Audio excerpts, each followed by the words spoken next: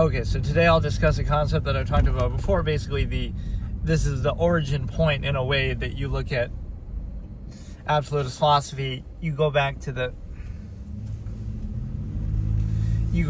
origin point of, like, let's look at the most intrinsic, basic definition of a human being from an objective, inherent standpoint, and you look at it and you say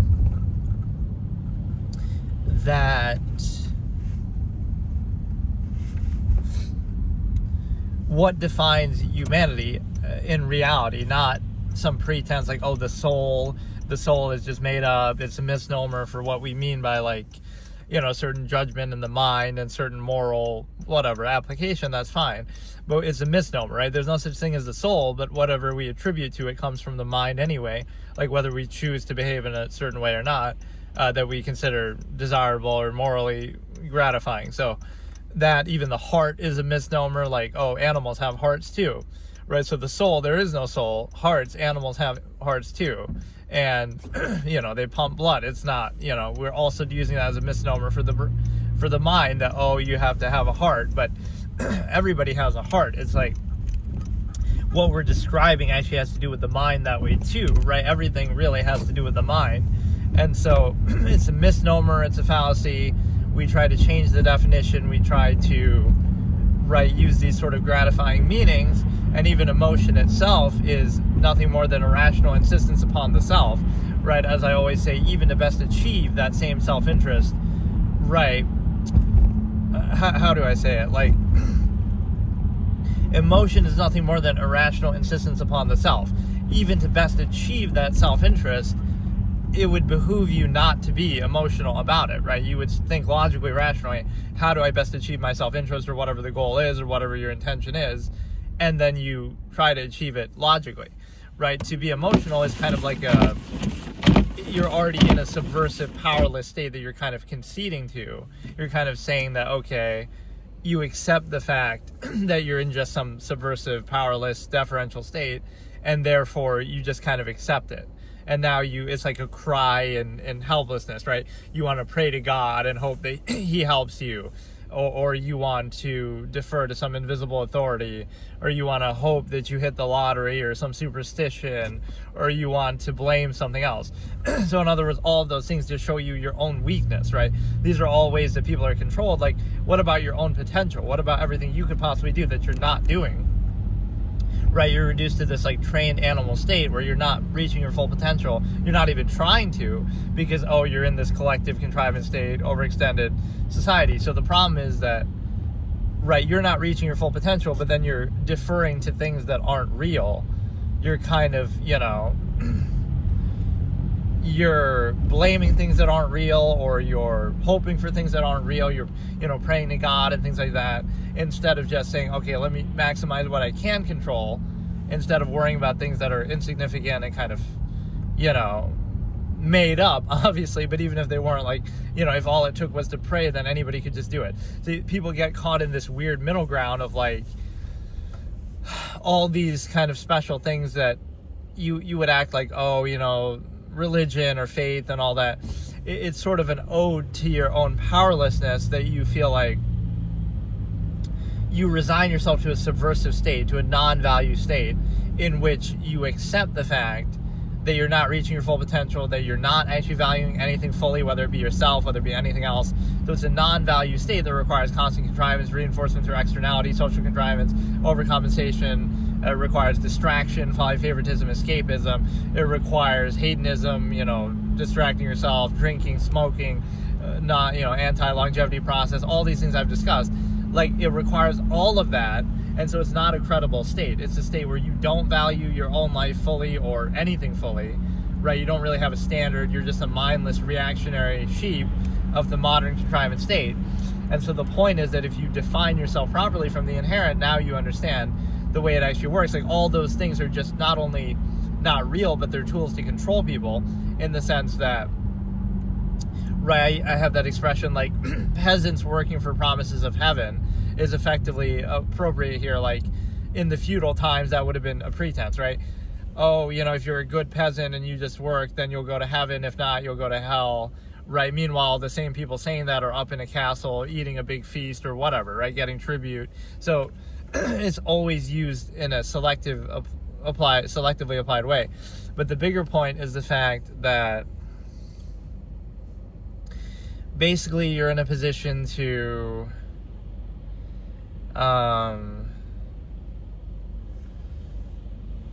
this windshield just doesn't clean, man. Like, it does not go up. But no, it's a situation where I don't understand. The fact of the matter is the fact that, okay, so people define themselves incorrectly in a way that's to control them. So like emotion, or even like this false humanism, right? That isn't amalgam theory that I talk about. Like, oh, you got to be nice to other people. But in what way are you being nice to other people? Only in the context of some overextended empirical authority structure, right? Modern society, corporate owned, monopolization of nature itself, right? You're like, oh, you'll have 3 meals a day and you'll have your luxuries and comforts, but then you pretend like, oh, be nice to other people socially. Not socially, like how about sacrifice 2 meals a day so you can, feed someone else halfway across the world. So I'm not saying to do that. I'm saying if you really cared about other people, that's what you would do. So it's not even consistent, right? It's just a pretense that's used to selectively apply to your current contrivance state. So the one thing I'll say is the fact that, again, we debunk all these fallacies. Again, even emotion. Like, think about what emotion actually is, right? You are kind of insisting upon yourself, right? I call it the non-basis of self. Like, you don't have any standard of value or basis of value other than just that. Like, okay, something's valuable because you're familiar with it, so therefore you'll insist upon it. Like, oh, you've seen that before, you've heard about that before, right? So therefore it's good, or not. So you're insisting upon your own ignorance as if you've experienced everything of value, or, right, you're defining value that way. Or it's things that you didn't choose, like even your family. Oh, the best, the strongest bond you have, oh, family, but it's something you didn't even choose. Or, even friends and stuff, the nearness postulate. Like, it's all things that, it's not a question of whether you should do them or not. It's a question of whether you should, it's a question of whether they can be taken seriously or treated as absolute when they're clearly not, right? Oh, the best friend, but it's only because they happen to live in the same local environment, right? That's the defining factor. Or same thing with like a, sexual partner, or again, even family you didn't choose. So none of these things are actually absolute. They're just, oh, they happen to be the case, and then you place undue emphasis to kind of bypass that reality, right? Oh, family is something you didn't choose, so it would be the most shallow relationship of all. So you have to overcompensate for that fact by, pretending like it's absolute, or again, insisting upon it from an emotional standpoint. But that's what emotion really is. It's a rational insistence upon the self, and it reflects the human ego in a way. The fact that, like, we think everything revolves around us, or we want it to, or, that's how a lot of dogma and different things work, that we want everything to revolve around us from a human perspective. And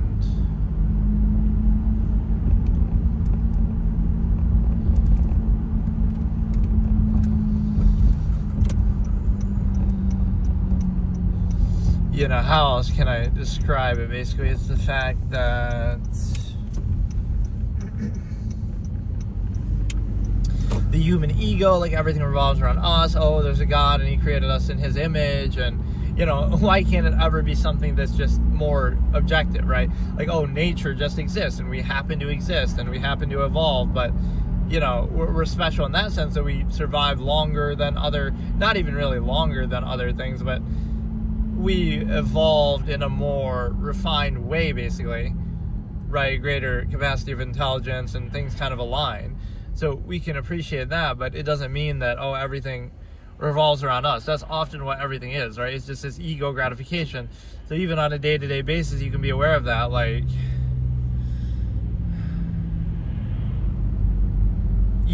just, you want to socially contrive and insist upon something, right? Mundane, everyday things that you're doing and stuff like that. So let's actually define it properly now. What separates a human being from an animal? Now that we've debunked all of those things, what defines us is the fact that,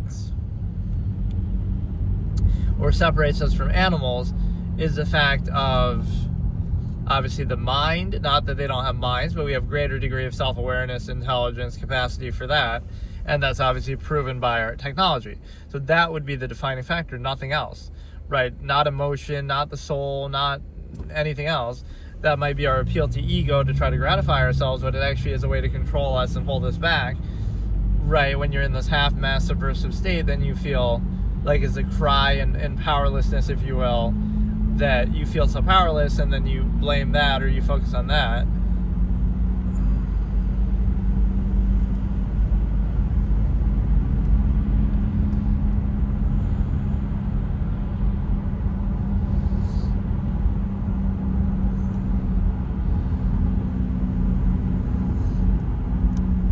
Oh, that's weird. I thought nobody was saying anything in chat, but my chat wasn't working.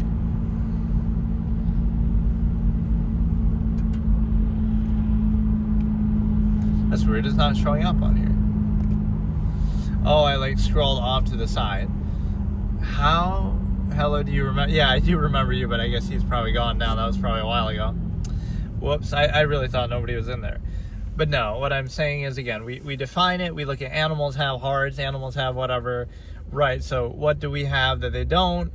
A greater degree of intelligence, self-awareness, that defines humanity. So everything else is nothing more than our own, getting caught in our own ego and acting like, oh, the world revolves around us and nature, just,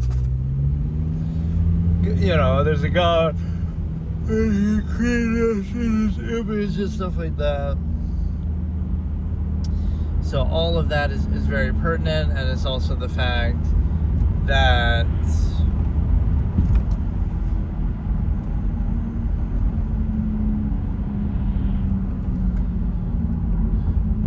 so you would look at it more objectively and more truthfully, that because it's like this is what emotion does too. It'll reinforce any state, and it'll pose like some ego gratification, like, oh, you got to struggle and you got to tolerate and do all this kind of thing. But my expression with that is like, okay, I could tolerate anything. Human beings throughout history have tolerated all kinds of adverse situations in nature, and hunting mammoths and whatever, right? So it's not that you can't deal with that, it's that why should you deal with that if you're going to be in an inhibited, contrived state where there's so many rules and laws and you're told what to do and you have to defer to this corporation and this government and this, authority figure, right? When you're doing that, you expect something in return, like the conveniences and relative comforts. So it's like the contrived state wants to have it both ways. Like, oh, you're inhibited in all those ways, but then, oh, you somehow are also privileged by that or entitled by that. No, it's like, you can tolerate anything in nature. You can eat one meal a day. You can eat, pick berries and, figure it out. Hunt wild animals. You could figure it out. People have done that throughout history. Some people still in the world do that. So don't get caught up in that fallacy of, that inherent tendency would only be negative to the contrived state. It wouldn't be negative to you, right? That it would be somehow disqualifying, like, oh, you rely on this. The individual doesn't rely on it at all, right? It's only necessary for a mass collective number of people, right? If the world was a village of 100, you wouldn't need any of that necessarily. So, like, oh, cars, like I'm driving a car right now. But why would I really need that if, there weren't so many people? Then you could just stay where you are, or you could be a nomad and you can go anywhere and the world is yours. Like, but yeah, we're defined by that. So again, the absolutist tendency here would be like, you want to maximize your potential, you want to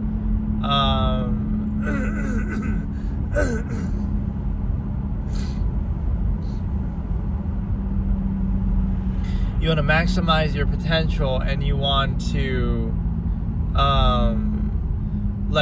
make that what it really is about. Because whether you pray or believe in other things, it comes down to human action and human ability anyway. So why not realize none of those things exist? But this is exactly why, because then people can't be controlled, right? So it wouldn't be negative to you, it'd be negative to the contrived state that tries to hold you back. If you realize, oh, there is nothing else, now it just becomes about human ability, which is objectively the way it actually works, right? Human action, human ability, all of that is what is the defining factor. So you would place the emphasis on that fully and completely all the time, and you would not, right, be held back in the pretense of, oh, well, God, or this or that, right? It's just a pretense and a psychological way to control you. But if you truly value yourself or others or anything, you would not be so easily taken in by such things. And so,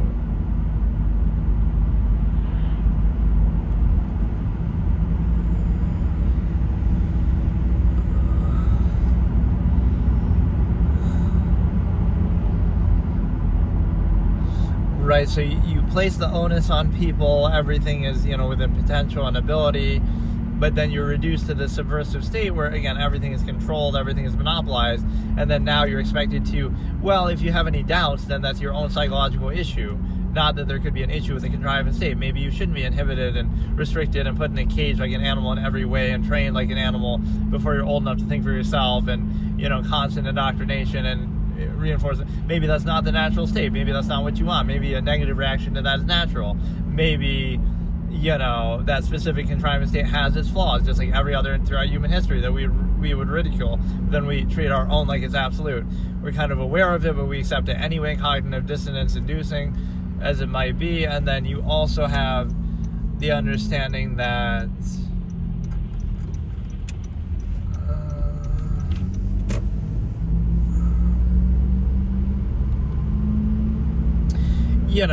you would place full emphasis on human ability, human potential, human action. All of these other kind of fantastical things don't exist, and they're a way to control people, hold people back. And then the other aspect is the fact that there is no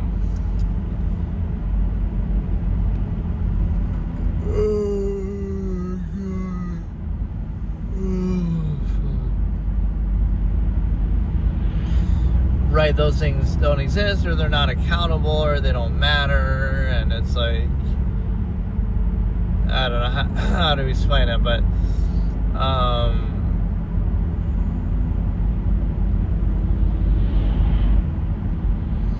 you're basically putting yourself in a position where you can easily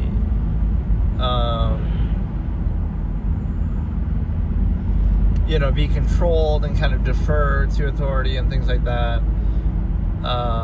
Things that happen throughout history or any meaningful sense are always done by people. You take the will, the action. So it's like, how do you get people to not practice their full potential, and just kind of be like mindless sheep and just kind of go along and like this herd mass collective mentality? You need some sort of outlet of gratification as a placeholder for true value. So they're in a subversive non-value state where they're not fully valuing their own life or anything else. So how do you get them to be comfortable with that or accept that? And the way that you do it is by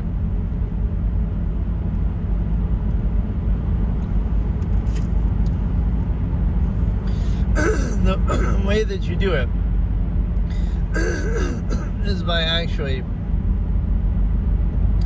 making them, again, believe in God or things like that. So the problem with that, even if you want to value those things, or again, like place collective human value or something, it shouldn't be used to reinforce a specific contrivance state. Then it's like, okay, we value other people, so amalgam theory or minimalism, or we value something, progress, but okay, maybe then we do it fully without any restriction. So this kind of mindless deference to authority is imaginary, only real by acknowledgement. The fact that you wouldn't need that if you had true value, then in fact it would be an obstacle to that, because you understand that it would be an obstacle, and it would be just completely pointless and kind of harder to explain this than I thought. But I mean, I've discussed this concept before, probably a lot better in some of the earlier episodes. But again, what defines humanity is their thought, their ability. So that's what the Absolutist does, right? Within my Absolutist philosophy, is that you place full emphasis and value on the human ability and action and practice. Of course, that's not allowed by society. Right, you kind of will be inhibited constantly and controlled and everything. But that's what it means, right? Like, just because everybody else is doing something, there's no doubt that human beings are animals effectively and can be trained like animals and can be controlled, and they can be made to accept any era, any state, anything, right? This collective mass should doubt itself, right? Like, forget about the era that you're living in, right? Think about every other era of human history. Didn't the ordinary person in every era think, the common person think that their era was right and everything was fine and everything was normal? And then only later do we look back and say, oh, they were being tricked by the government, they were being, lied to, they were being manipulated, they were, doing ritualistic, superstitious things that we would ridicule now. But you don't see that in yourself, like, so it's like you're not only are you not more intelligent than they are or morally superior or whatever, you just have better technology. So if they had that, they'd be the same, or vice versa. But what you're not doing is you're not getting ahead of it, where you're self-actualizing from an inherent base and kind of thinking more objectively about it. You're not doing that, and the reason why you're not doing that is because you're treating it as though it's absolute, right? The state that you're in and everything at the time that you're living in, but you know that it's not, but you just accept it anyway and treat it as default. So it's one thing if you go along with it to some extent, okay, but you should always have that doubt. You should always realize you're self-creating something that you don't necessarily vouch for, but you just kind of do it anyway. This is like the unqualified empirical authority. So the best way, again, like I say, is to starve it out or to be neutral, right? You could end every corporation right now, right, just by not buying from them. So it's your indulgence, it's your choice, everything like that gives them power, right? It's absolutely, everything is self-created. So even there, you're going to human potential, right? People will complain about something, but they also build those very same entities of power up. Like, you vote those people in and then you complain about it, or you defer to them, or you buy products and build up the companies and then they come back to bite you. So it's that's one aspect. So everything is self-created. The one thing that gives you the illusion that it's not is like, well, if contrivance is so well established and so firm and so in place, it's easier, and you have your bread and circuses, overcompensations and whatever, it makes it easier just to go along with it. So that's basically how a mass is defined. The ordinary person in modern society, it's just easier to go along with it. That's their standard, that's their position. Not that there's actually any rhyme, reason, or basis. And again, this universal kind of thing that people just mindlessly accept across the board, right? There's no actual standard behind it. It just happens to be what's already established. So by that logic, no matter what it was, you would just accept it, right? There's no actual thought or self-actualization put into it, because it's just a mass kind of herd mentality that you're just kind of going along with what's already there and using that kind of as validation, that, oh, it's preconceived, it's just easier. Like, at what point do you realize the human variable that, oh, people would have different standards if you actually thought about it or tried to choose something for yourself, which is seen as outward. Not the contrivance itself is outward, the specific contrivance state in your era, right, would be like that. So, but yeah, you first go to the origin point and define humanity a certain way. On one hand, you remove some of this mythical kind of fantastical stuff that people say, that is like an appeal to human ego and kind of a way, again, to control people and hold them back, is all of this, like the soul or God or superstition and all of that, right? It's just an ego-focused, egocentric basis that we want everything to revolve around us and we think we're so special and all of that, instead of realizing what the reality actually is, that, okay, we may be animals. See, it sounds negative, right, when you say it, but it actually is a positive message in the end. Human beings are nothing more than animals with slightly greater self-awareness, intelligence, right? But when you realize that, then, oh, they can be trained like animals, they can be controlled like animals. They, throughout history, that's exactly what's happened. So we're not so special, we're not immune from all that.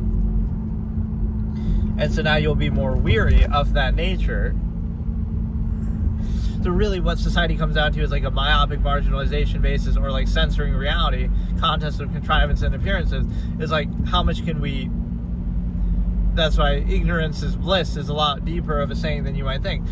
Like, you could be aware of the nature of the process, but then you wouldn't practice it because everything is a process, and then you would say, oh, that's artificial, or you're being controlled by it. But the only way it works is if people aren't aware of it, or they pretend it's something else, or use like euphemizing language and stuff. So you pretend it's not absolute, and then you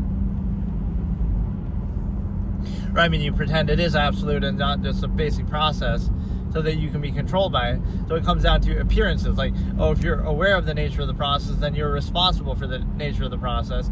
Not that just is the process, and now you can either try to overcompensate and distract, or whatever, reinforce.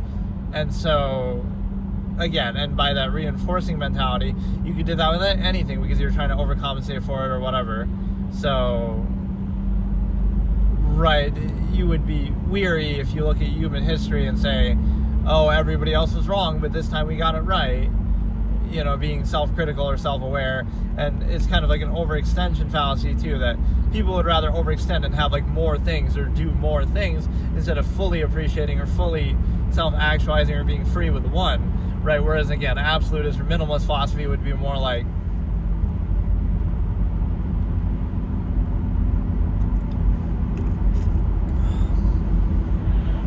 you do less things, you do maybe only one thing, right? As little, you have less possessions, but as less to hold you back, less to control you, less to tie you down.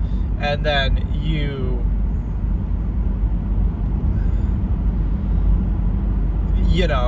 free though. Whatever you do, you fully appreciate it, you fully value it. So again, the egotism of the half-mass contrivance state doesn't even work, because what if you just require and desire less? Like, oh, you eat one meal a day and you go out in the woods and pick berries, and that's good enough for you and you're happy with that, or whatever. You have a more minimalistic lifestyle. If you don't require or desire as much, then what? You know what I mean? Like oh, you got to be hardworking, but you only have to be as hardworking. Again, this is like ego gratification. You only have to be as hardworking as what you require, what you desire, even if society tries to make that, it's sort of the trap of modern corporate-owned society. Like, oh, you'll have this better quality food or this luxuries or whatever, right? Fast food and convenience.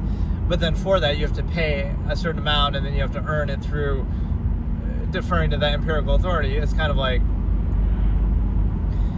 what if you don't want that, though? Like, okay, you want as little as possible, be as minimalist as possible, and then what? Why? Like, there's this weird inversion that happens, right? You can be perfectly at peace with very little. You don't need, a lot of the things we take for granted in modern society. But in order to achieve them, in order to achieve things that you don't need, right, you struggle to achieve things you don't need, that you think you need, that you're used to, or you treat as a default, right? And then it's an imbalance. Like, well, I'm struggling to achieve this thing, but maybe you don't want that thing. Maybe that's why it's a struggle, right?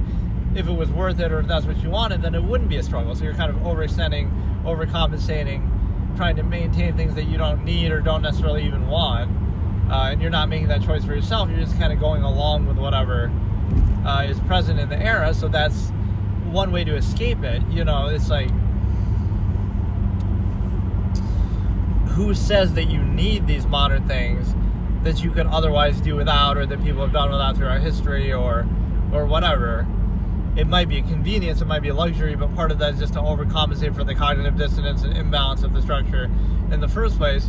So again, that's almost a bread and circuses argument of just, oh, that validates the modern state, is that we have greater convenience and technology than the last, but that would always be true. That doesn't validate the specific contrivance state, nor does it mean that you require or desire those things. So all that corresponding ego gratification is also unqualified, for the simple fact that you realize that, oh, it's good to be hardworking or whatever. It might seem that way, but it's a zero-sum process. You're doing it for the end to the means. It's non-invasive self.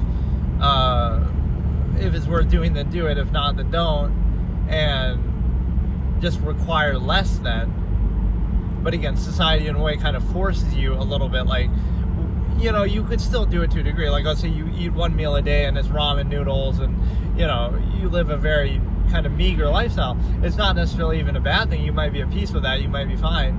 But what it means is, again, this is the way that corporate-owned empirical everything works. You have to pay a tribute for everything because, you're not allowed to go out and do it on your own. Right, you just...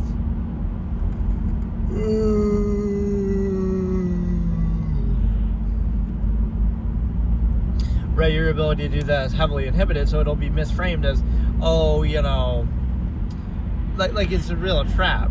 Right, you'll say, you don't want to go out in the woods or in nature and hunt for yourself or fend for yourself, or, you don't want to do that, or you can't do that. But it's more that you're not allowed to do that, right, to the extent, certainly, mass number of people. You wouldn't be allowed to do that. You would be restricted by whatever, government or corporations, property law, trespass, whatever. So taking a monopoly over nature itself. So it's kind of a trick that, it's so gratifying. Like, you rely on, you need this, you need society, but you're inhibited by it. It needs you, it holds you back. Imagine what you could do if it wasn't restricting you in every way. So don't forget that you're being inhibited by it, that everything is controlled and overextended. You'd have to be a mindless sheep who doesn't value life and a stimuli acme preserver, a half-mass hedonist to go along with such things and reinforce them. And so you understand now that there's a simple reality of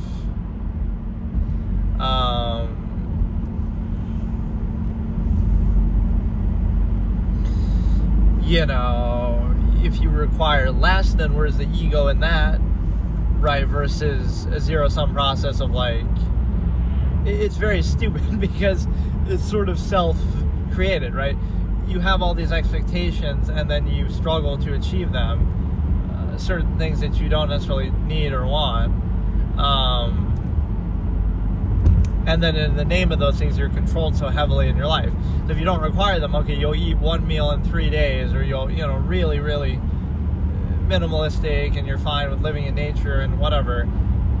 The thing is that you could be a minimalist, but other people are going to overextend and still try to control you no matter where you are or what you're doing, right? You're basically just not allowed to do that.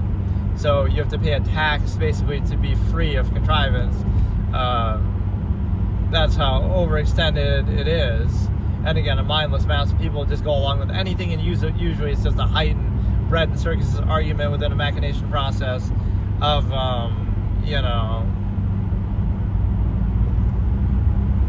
Okay, I'm not feeling too good today, so I just couldn't really bring myself to do this for very long, so whatever. It's a good topic, but I think I've already discussed it a lot, and the key point is just the fact that everything is self-created. Puts all the emphasis on human potential, and that's basically what the absolutists would value. They would value the freedom and the inherent nature itself over whatever contrivance, little lures and baits and things, convenience and relative comforts and overcompensation, because they're both a reaction to the inherent state of being. It's like, are you going to let yourself be subverted and again sacrifice your thought, your mind and your thought and your freedom for the physical realm, or are you going to sacrifice the physical aspect for the mind? Like, okay, you'll live a more meager life, but now you're at least free in mind and free in self, instead of defining yourself as a half-mass human function within a specific contrived state and going along with its own whatever, it's abiding by its whatever's necessary to maintain it as though it's absolute, right? Social contrivance most notably.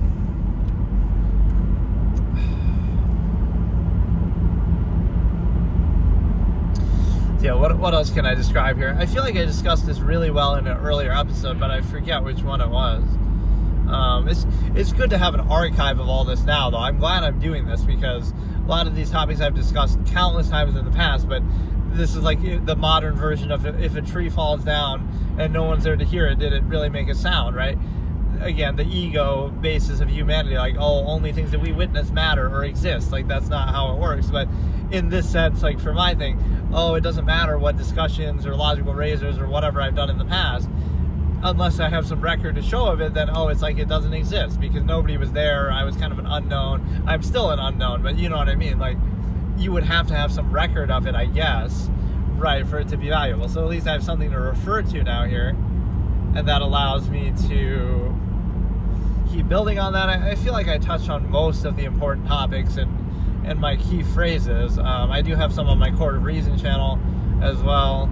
I still haven't finished uploading that. That shows you how behind I am with like old VODs and stuff. That I did that review in like 2022 of a lot of terms from my old debate format, many of which I've obviously discussed here anyway, but that is right, I still never finished uploading those on my Court of Reason channel. In fact, I might even just abandon that and just use this instead, because that's basically what I'm doing with it. But no, it's like, the thing is that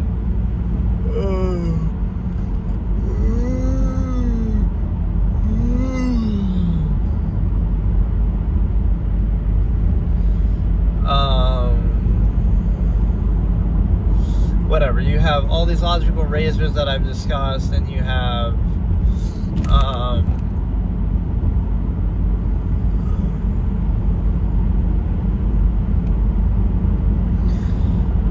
like, you got to look at human beings as not very credible. A lot of their perspectives and everything are just a reaction to the state that they're in, right? So you got to ask the question of, like, does the state that you're in already and that you're kind of forced into and, you know, indoctrinated into, does that define your way of thinking and your perspective? Or does your perspective and your way of thinking that you decide upon yourself and, like I say, self-actualize from an inherent base state, does that determine your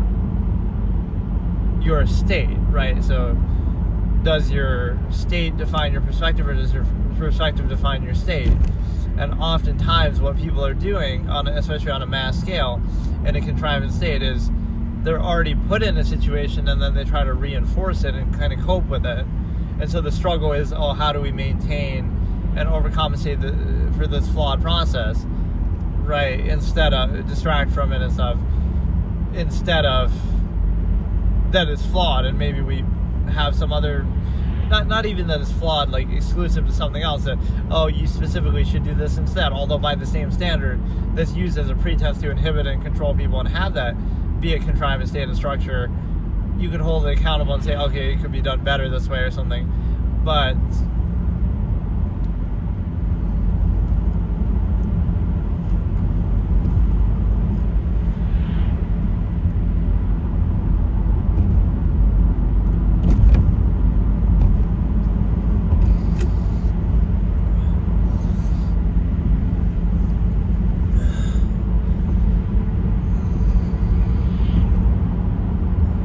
either it could be done better by the same pretense and standard that poses, or you could just do something different, right? The human variable, choose for yourself, think for yourself, right? Whatever that might be. And so it's a situation where,